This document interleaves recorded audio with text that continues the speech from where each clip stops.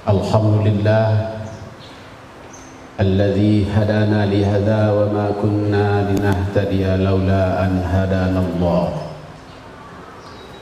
Asyhadu an la ilaha illallah wahdahu la syarikalah wa asyhadu anna Muhammadan abduhu wa rasuluh sallallahu alaihi wasallam la nabiyya ba'dahu ma ba'du.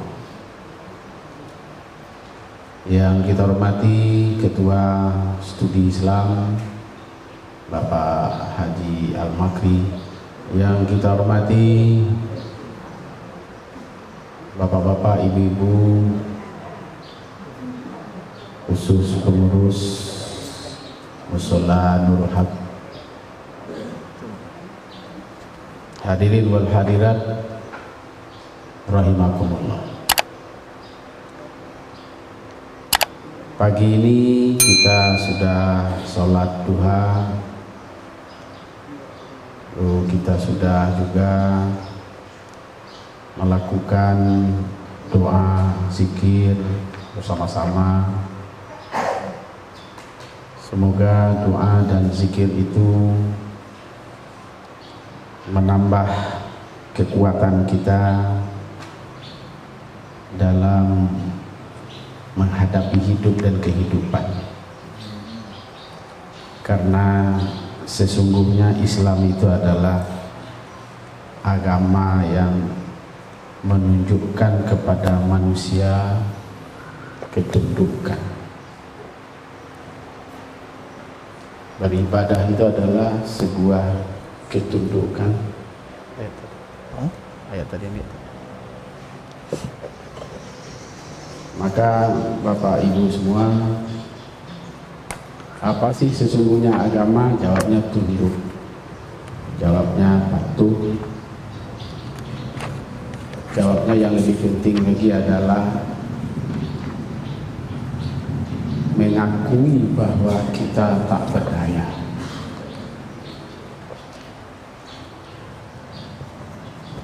Bapak Ibu hadirin yang dirahmati Allah,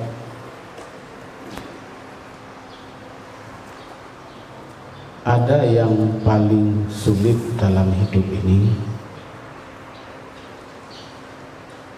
bahwa dipastikan setiap kita adalah berdosa, dan sebesar apapun dosa, kita berkeyakinan bahwa dosa itu akan diampuni oleh Allah. Akan tetapi jauh lebih berbahaya orang yang ujub, yang ia tercengang terhadap dirinya, tercengang dengan ibadatnya, takjub dengan ilmunya, bangga dengan kekayaannya.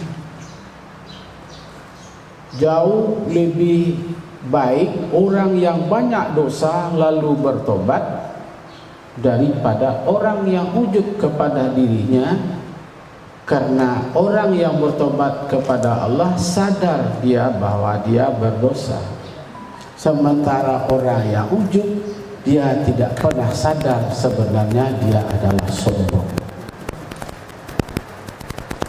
Bapak Ibu hadirin yang saya hormati, maka di dalam studi-studi Islam ini,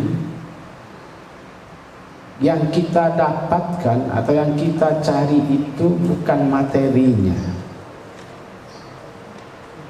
bukan ilmu yang hanya Bapak Ibu dapatkan dari akal, tapi bagaimana ilmu itu ada rohnya. Ibadat itu ada rohnya, zikir itu ada rohnya, berbicara itu ada rohnya, membaca Al-Quran itu ada rohnya. Apalah maknanya sebuah fisik, sebuah tubuh yang tidak punya roh? Masih banyak orang hari ini yang dalam ibadahnya tidak punya roh. Banyak orang yang punya niatnya tidak punya roh. Banyak orang yang ikhlas tapi ikhlasnya tidak punya roh. Banyak orang yang sabarnya tidak punya roh. Dia ada tapi adanya sama dengan tidak adanya. Wujuduhu ka'adamihi, adanya sama dengan tidak adanya. Oleh karena itu ibu jamaah semua, yang kita cari adalah rohnya. Karena rohlah yang menghidupkan, bukan ilmu. Ilmu tugasnya hanya menjembatani. Ilmu tugasnya hanya menghubungkan atau menyambungkan. Tapi ketika dia disambungkan rohnya tidak ada, sama aja artinya tidak. Maka saya dalam kajian ini akan mencoba melihat bagaimana surat Maryam 59 ini sampai ayat berikutnya yang tadi sudah Bapak Ibu baca dan sudah diterjemahkan. Terima kasih kepada Incin dan Ibu Net yang telah membaca dan menerjemahkannya. Subhanallah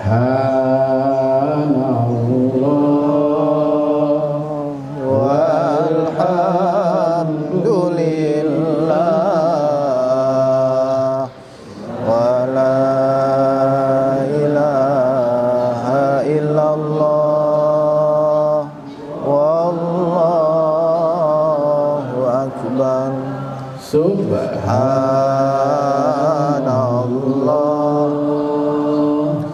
walhamdulillah wa la ilaha illallah wallahu akbar.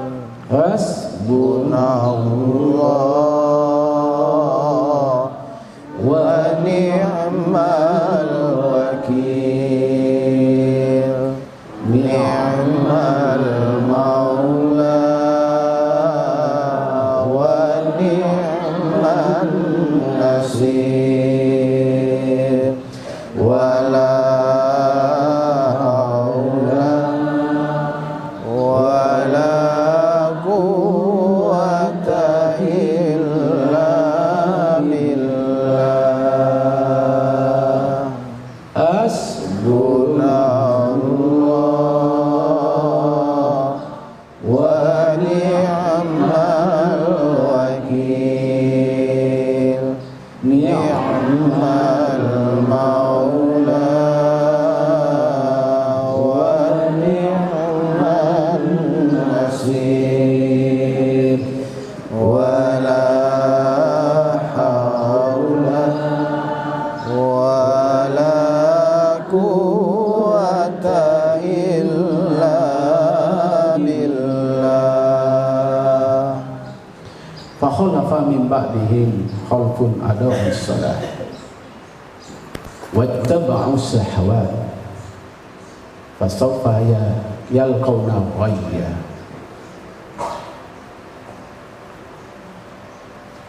Akan datang suatu generasi, kata Allah, suatu komunitas, suatu kelompok manusia yang di kemudian hari mereka menyia-nyiakan sholat. Wattaba'u syahawat, dan mereka memperturutkan keinginannya. kelak mereka akan memperoleh kesesatan, kelak mereka akan menerima kecelakaan. Saya ingin memperjelas ayat ini, bahwa apa yang dimaksud oleh Allah sekarang sudah bisa kita dapatkan, kita temukan realitasnya dalam masyarakat.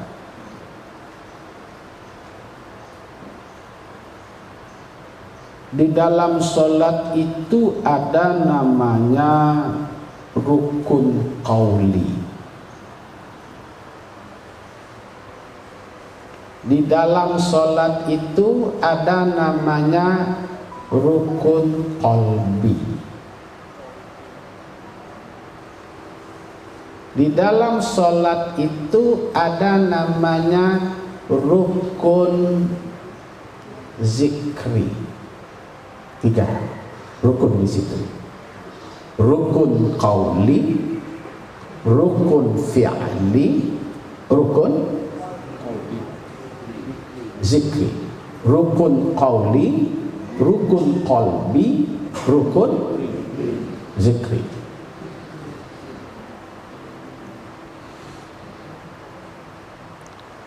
Rukun qauli itu adalah tersangkut dengan apa yang dibaca. Pasti yang dibaca itu adalah ketentuan-ketentuan, aturan-aturan yang telah ditetapkan oleh Nabi. Untuk menentukan apa dan yang dibaca, bagaimana cara membaca, itu perlu ilmu. Perlu ada ilmu makhraj, ada perlu tahsin, ada namanya ilmu tajwid. Kenapa? Karena di dalam membaca Al-Fatihah itu ada yang memakai rukun qaul.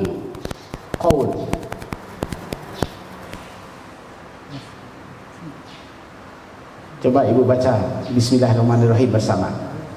Bismillahirrahmanirrahim. Terus Alhamdulillahi Rabbil Alamin. Terus Ar-Rahmanir-Rahim. dan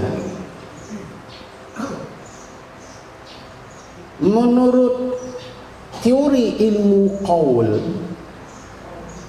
sebagai salah satu di antara rukun qauli, itu perlu kita belajar lagi. Di mana letaknya huruf ba? Coba ba.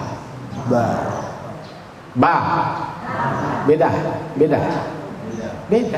Ba. Di mana tempatnya huruf sin?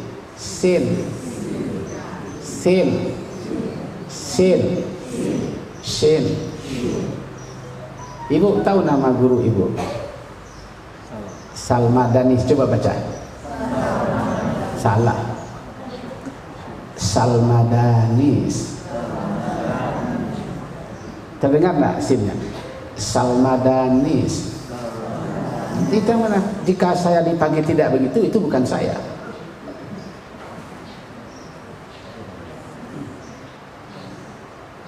Betul nggak? Bismi Allahu. Coba. Bismillahi. Ha itu di mana? Di dada. Di rengkungan atau di kerengkungan atau di leher atau di dada? Bismillahirrahmanirrahim.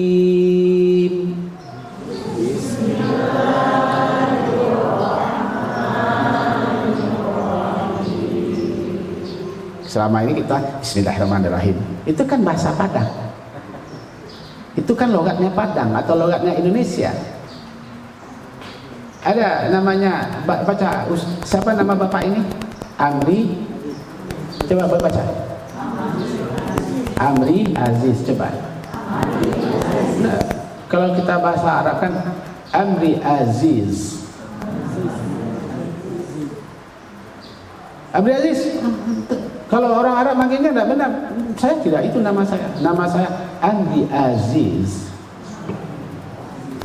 Jelas?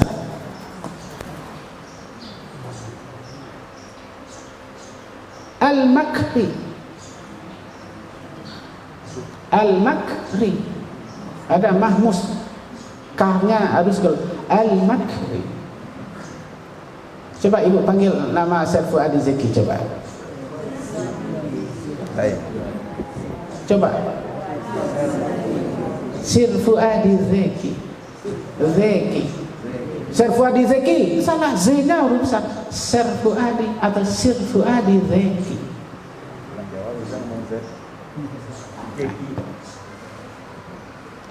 Allah. Allah. Kata Allah itu bukan nama saya. Nama saya Allah. Betul? Betul? Allah. Allah tidak dengar itu karena bukan nama dia yang dipanggil. Nama dia Allah. Allah. Bismillahirrahmanirrahim. Alha, alha, bukan alha. Alha, alha. Alhamdulillahi Rabbil Alamin. Ain, alamin. Alhamdulillahi Rabbil Alamin. Alamin. Coba, coba.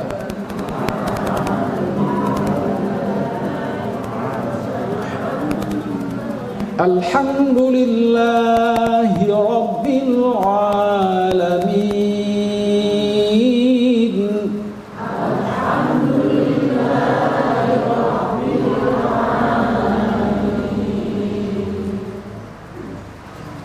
Itu yang dimaksud dengan ada'us shalah.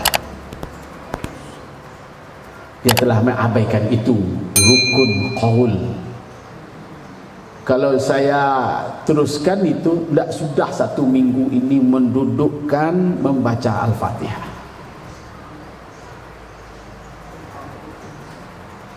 Andaikan saya panggil bapak-bapak ini satu persatu membaca Al-Fatihah sebagai salah satu rukun dalam solat, bagaimana rukun qaulinya, bagaimana makhrajnya, bagaimana tahsinnya, bagaimana tajwidnya.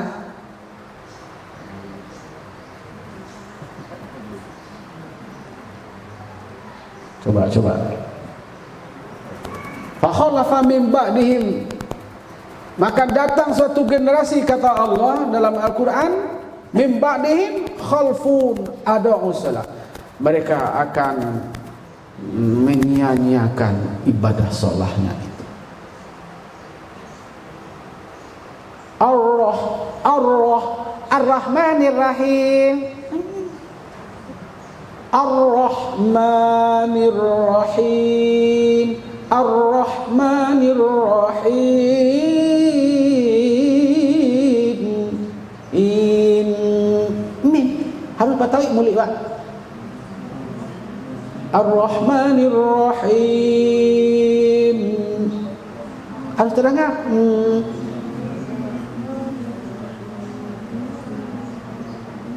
Maliki yaumiddin. Maliki yaumiddin. Nah, masuk terus. Maliki yaumiddin.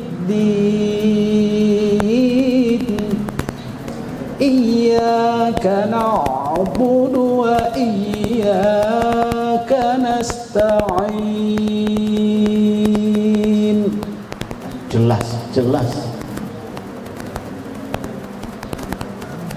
Itu baru kita menyebut menyia-nyiakan solat dari aspek hukum qauli, rukun qauli. Yang harus kita mantapkan adalah rukun qauli. Qaul. Arti yang kita ucapkan, yang kita katakan. Benahi makhrajnya, benahi tajwidnya, benahi tahsibnya. Oke? Bisa Ibu? Khalafa min ba'dihim khalfun adaa'us shalah. Akan datang generasi di kemudian hari yang mereka mengabaikan salat. Wattaba'us syahawat. Mereka memperturutkan keinginan mereka masing-masing sesuai yang telah keluar dari mulut mereka saja. Apakah benar atau tidak, yang penting sudah dibaca. Kan itu artinya. Oke. Lalu ada rukun qalb, rukun hati. Ibu, di dalam diri kita ini hati itu raja. Ada orang yang sholat itu dari hatinya. Ada orang yang sholat itu dengan akalnya. Ada orang yang sholat itu dengan nafsunya. Dua yang kita sebutkan terakhir, jika kita sholat dengan akal kita, jika kita sholat dengan nafsu kita, sholat itu akan kita lakukan dengan amat benar. Pengaruhnya malas, enggan, tidak merasa nyaman, tidak merasa damai, dan tidak melahirkan buah apa-apa. Daunnya rimbun, uratnya besar, tapi tak ada buahnya. Buah dari sholat itu adalah ketenangan, kelezatan. Apa bukti kelezatan itu? Kita tidak kusala, kita tidak malas, tapi enjoy sekali, senang sekali. Bismillahirrahmanirrahim. Alhamdulillahirabbil alamin. Arrahmanirrahim. Maliki yaumiddin. Iyyaka na'budu wa iyyaka nasta'in. Allahu akbar. Subhanakallahumma. Sami Allahu liman hamidah, rabbana lakal hamd. Jadi dia tertarik, kolbunya, rohnya. Berapa rakaat maunya, berapa lamanya kita sholat, tak akan pernah berat. Karena kolbunya, hatinya yang sholat. Tapi kalau tidak gitu, kalau kita ngikuti hanya ritme yang ada, ngikuti ruku, sujud, i'tidal, duduk antara duduk sujud, tahiyat, salam, berat itu.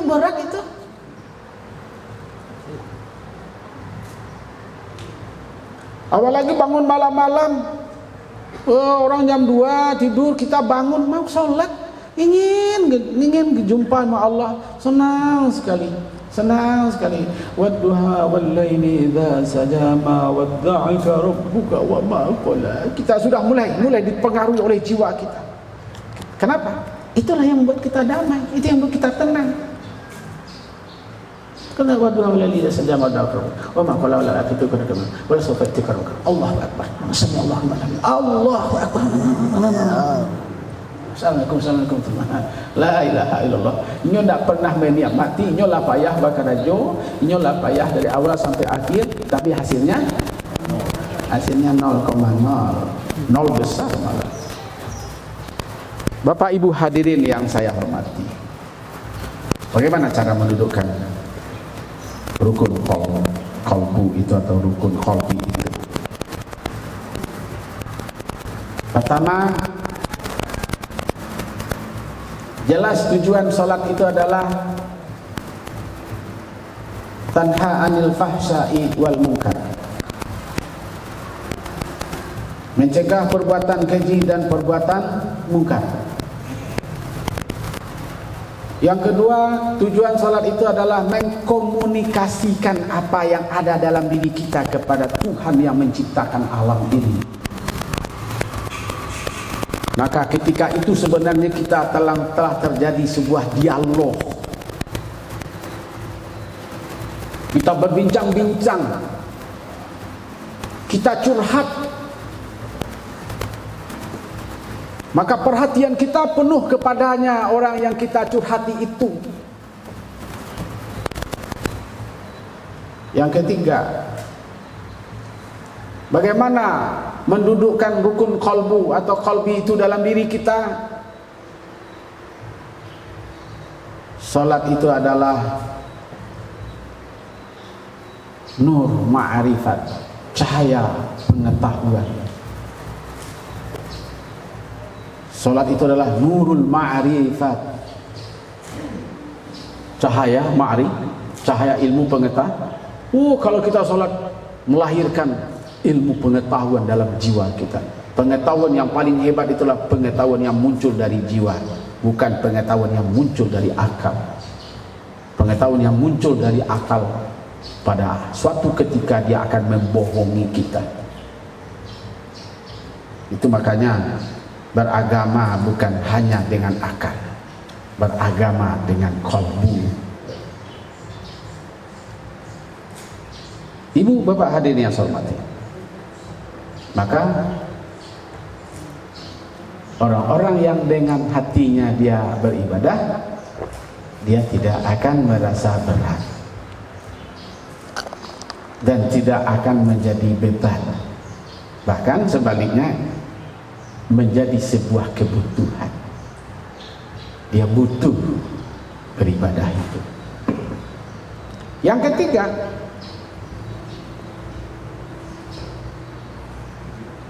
rukun zikri.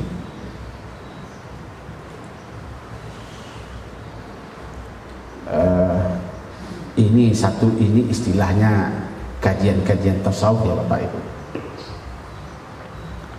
Kalaupun dalam fikih itu namanya rukun hayat, gerak. Tapi saya mengambil yang ketiga ini, rukun zikri.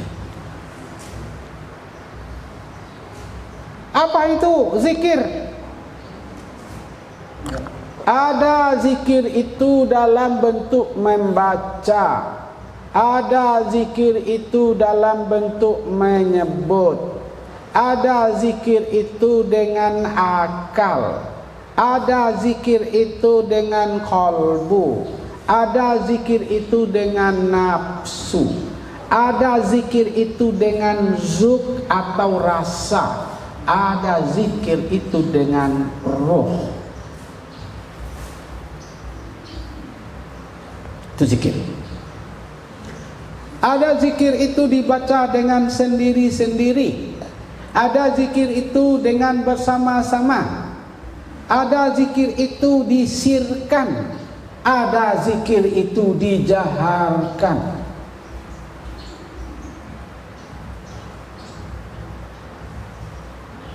Ibu, bapak hadirin yang saya hormati, kalau begitu benar juga, as-salatu li zikri. Salat itu adalah zikir. Kenyataannya ada yang kita baca, ada yang kita sebut, ada yang kita ingat, ada yang kita jaharkan, ada yang kita sirkan, ada yang mestinya dibaca bersama, ada yang baca sendiri-sendiri. Ghairil maghdubi alaihim waladdallin.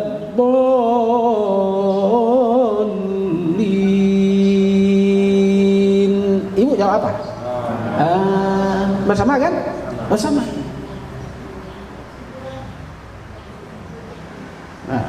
Mana tempatnya bersama, mana tempatnya untuk sendiri-sendiri, mana tempatnya untuk kita saja? Ada aturannya. Ada aturannya. Baik, 3 yang terabaikan. Yang pertama terabaikan rukun qauli, yang kedua terabaikan rukun fi'li, rukun apa baru ya? Rukun qauli. Yang ketiga zikri.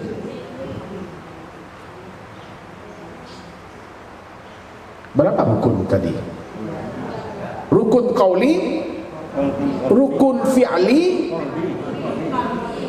rukun qauli, rukun qalbi, rukun zikri. Nah,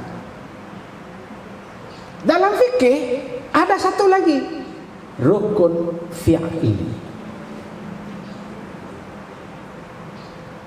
Apa itu rukun fi'li? Allahu Akbar, tangan entah di mana, matanya entah di mana, fikirannya entah ke mana-mana pula, perasaannya entah di mana-mana pula. Tak cocok dia, angkat tangannya ke mana, fikirannya ke mana. Maka diatur ketika Allahu Akbar, geraknya ini namanya fi'liyah. Nah, bagaimana angkat tangannya, bagaimana tangannya di saat dia takbir, bagaimana taatnya ketika dia i'tidal, bagaimana tangannya di saat dia sujud, bagaimana posisinya dalam sujud, bagaimana duduk antara dua sujud, bagaimana tahiyat awal, bagaimana duduk di tahiyat akhir, bagaimana posisinya ketika dia menunjuk membaca asyhadu an la ilaha illallah wa asyhadu anna muhammadar rasulullah, Allahumma sholli ala sayyidina Muhammad, dan seterusnya. Mana aturan menurut ulama Syafi'i, bagaimana ulama Hanafi, Hambali, Imam Malik, bagaimana menurut imam-imam mazhab lainnya. Misalnya di saat kita membaca asyhadu an la ilaha illallah, maka bergerak tangan. Oleh Imam Hambali, selagi dia membaca Allah, dia bergerak dia. Asyhadu an la ilaha illallah, asyhadu anna Muhammadar Rasulullah, Allahumma sholli ala Muhammad. Pokoknya ada baca Allah pasti bergerak tangannya. Menurut Imam Syafi'i tidak.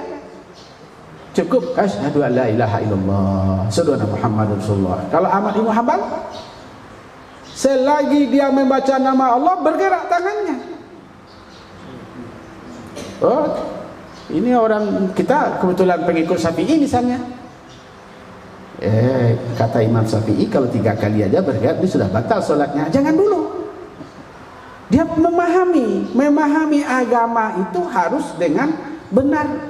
Dia memahami agama itu berdasarkan mazhabnya. Setiap dia membaca kalimat Allah, bergerak Allah, at-tahiyatul mubarakatuh sholawatut thayyibatu lillah. Kan Allah itu Allah. Assalamualaikum ayyuhan nabi wa rahmatullah wa barakatuh. Assalamu alayna wa ala ibadillahi sholihin. Asyhadu an la ilaha illallah, asyhadu anna Muhammadar Rasulullah. Kan ada Allah itu. Asyik macam Allah tu gerak tangannya. Jadi kita jangan nak pandai sembahyang berjalan.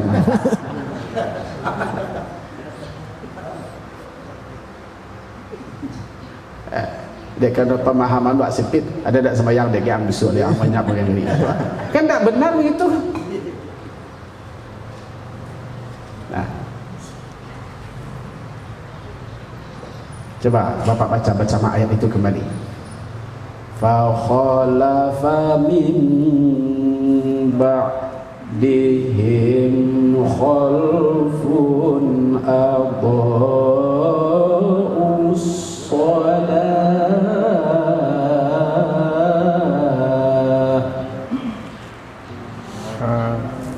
Baca.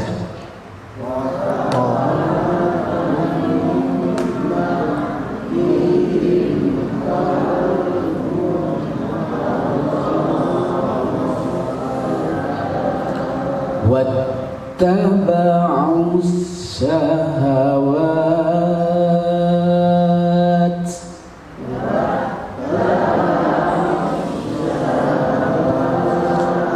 فسوف يلقون غيا.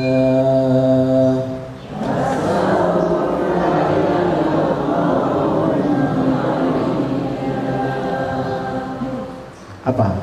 Fasaufa yalqauna ghayya. Apa terjemahnya? Maka kelak mereka akan mendapat Kesesatan. Kelak mereka akan mendapat kerugian. Kelak mereka akan mendapat bencana. Kelak mereka akan mendapat penderitaan. Coba. 3 itu aja enggak beres, 4 itu aja enggak beres.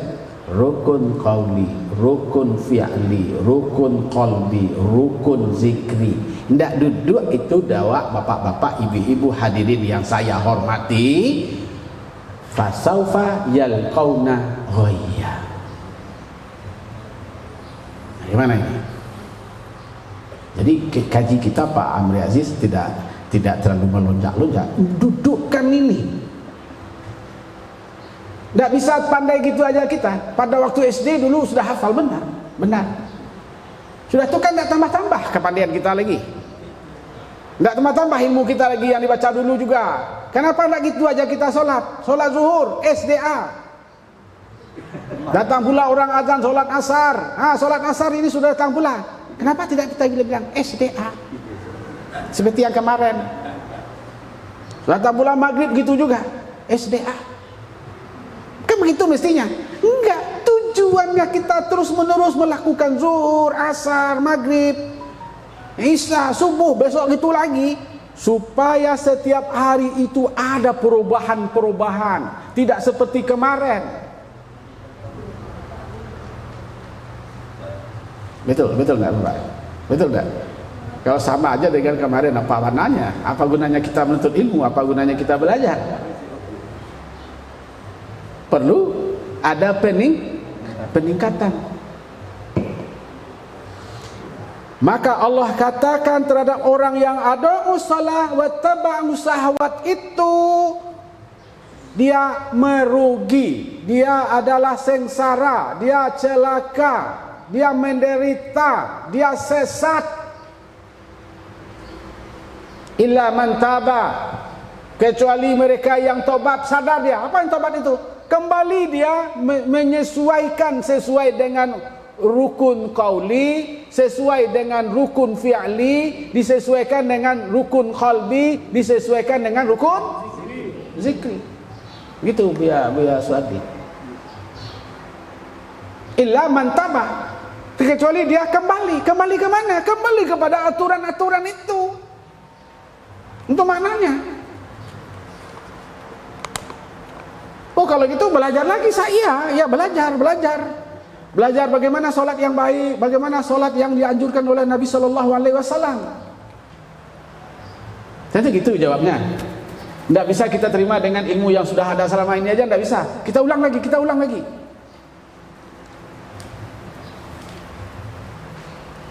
Wa amana, dan dia beriman, sadar dia, beriman itu percaya dia. Oh ya, saya ini benar ini Ustaz.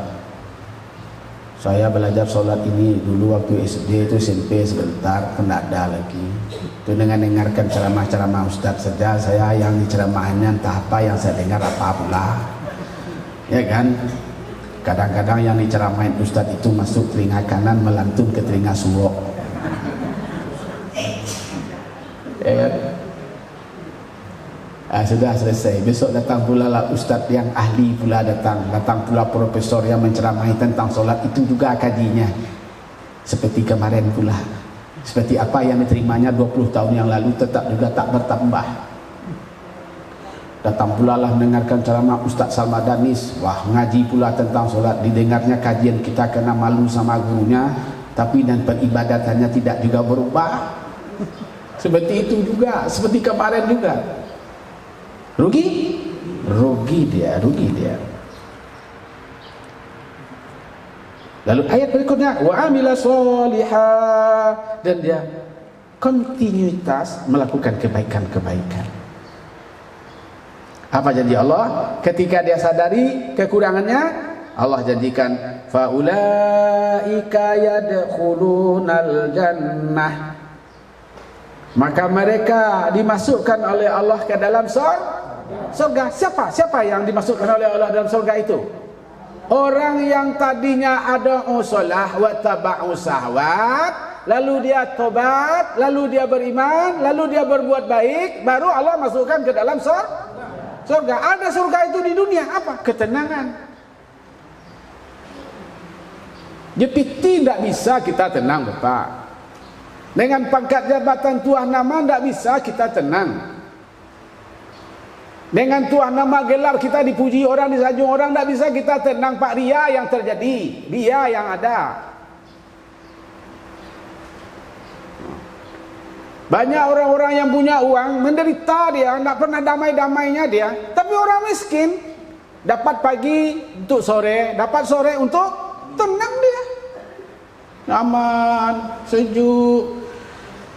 Belum datang waktu maghrib dia sudah sampai di masjid, dia menunggu waktu subuh-subuh dia sudah segera ke masjid, damai, nyaman.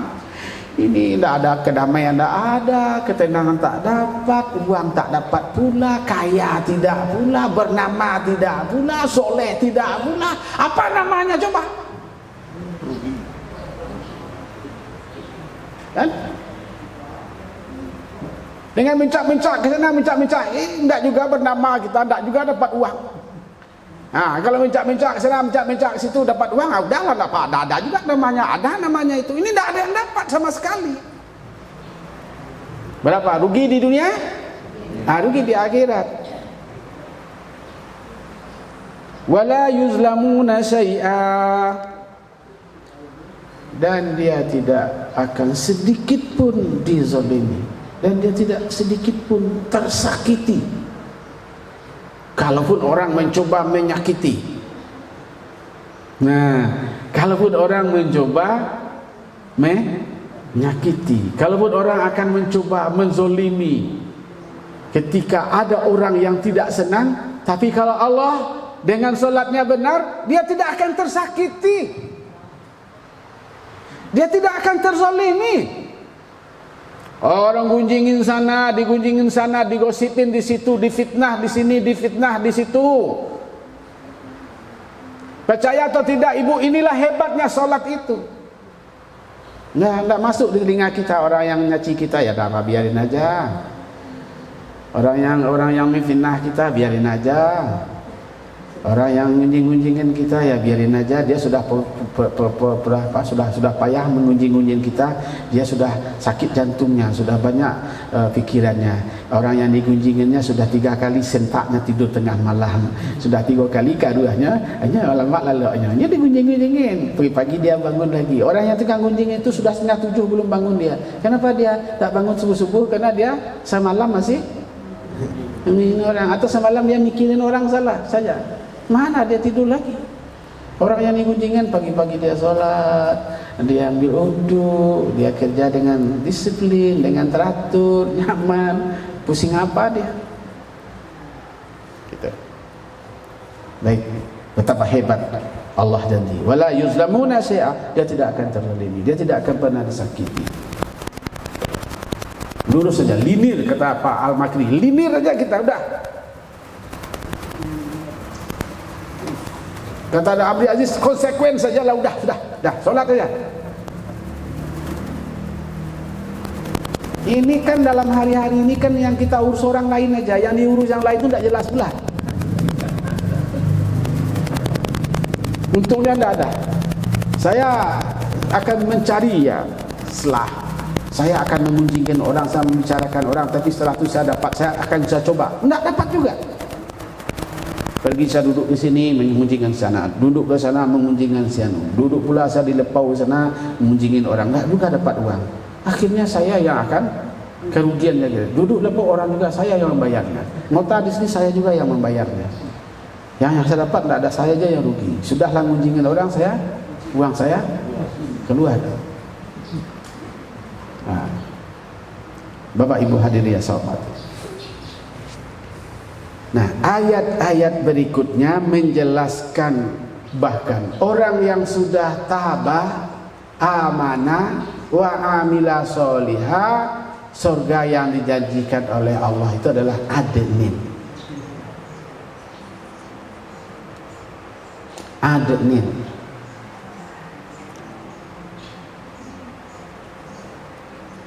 Apa itu adnin? Ibu, ada surga itu Adnin, Jannatul A'la, Jannatul Ula, Darussalam, Jannatul Ma'wa, Jannatul Firdaus. Adnin itu adalah salah satu surga yang diciptakan oleh Allah khusus untuk orang yang salat. Surga Jannatul Ma'wa, Jannatul Adnin itu di bawah setingkat Jannatul Ma'wa. Di bawah itu Jannatul Firdaus, baru Jannatul Adnin. Jadi surga yang nomor 3 kualitasnya. Berapa luas Adnin itu, Ustaz? Dalam riwayat hadis yang saya baca, andaikan diserahkan bumi ini 7 lapis, ini kan satu bumi ini, aparannya kan satu bumi ini, Adnin itu adalah luasnya 7 kali besar bumi ini untuk satu orang. Berapa? Oh, kalau Salma Danis masuk ke Adnin, saya punya seluas 7 kali besar bumi ini. Di bumi ini ada emas, ada intan, ada berlian, ada wanita-wanita, ada kekayaan, semua ada. Yakin? Saya punya semua. Datang pula lah udah Amir Aziz, dia masuk Adnin pula, dia dapat pula seluas itu. Kebetulan Ibu Yen dapat surga di bawah itu, istrinya. Pertanyaan, bolehkah dah Amir Aziz membawa istrinya ke Adnin? Boleh. Yang tak boleh, dah pergi ke bawahnya. Coba bayangin hebatnya.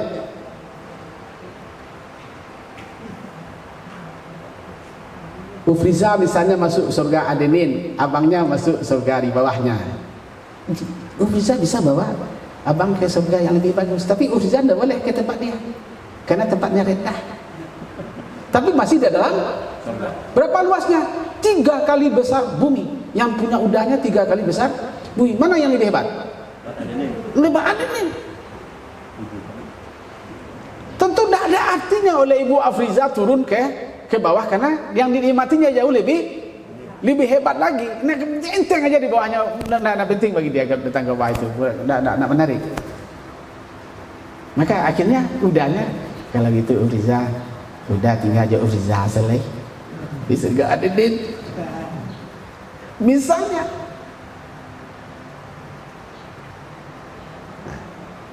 Bapak Ibu hadirin yang dimuliakan oleh Allah, kenapa? Allati wa'adar rahmanu ibadah. Karena itu disediakan oleh Allah, ya, disediakan itu surga itu oleh Allah yang Maha Pengasih, yang Maha Gaib, yang telah menyediakan itu Allah. Innahu kana wa'duhu ma'tiyah. Coba terjemahin. Sesungguhnya Allah pasti janjinya. Kepada siapa tadi? Kepada orang yang menyempurnakan sholatnya, lalu dia beriman, lalu dia berbuat baik. Jelas.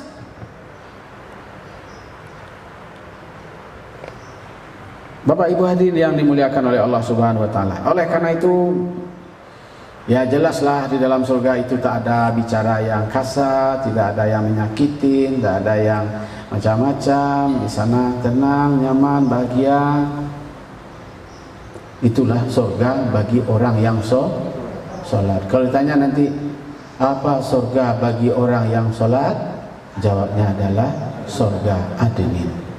Bapak Ibu hadirin yang dimuliakan oleh Allah Subhanahu wa taala. Oleh karena itu, beruntunglah Bapak Ibu semua bisa menambah sedikit ilmu pengetahuan untuk bisa menggapai dunia dengan segala isinya dan akhirat dengan segala kemewahannya. Tentu bagi mereka-mereka yang mau mempergunakan nikmat pemberian Allah untuk menjemput kelemahan kekurangannya selama ini. Saya rasa itu Ustaz Zeki kajian-kajian kita. Semoga kajian ini tersiar secara umum nanti melalui SMTV, Sirajam Munir TV, yang di depan ibu bapak sekarang ini sudah siar langsung ini bapak ibu ini ya. Kenapa? Karena kita sudah punya channel SMTV atau Sirajam Munir TV. Semoga pengajian kita tidak hanya sampai di sini, tapi juga didengar, dibaca oleh manusia-manusia di dunia ini melalui channel kita.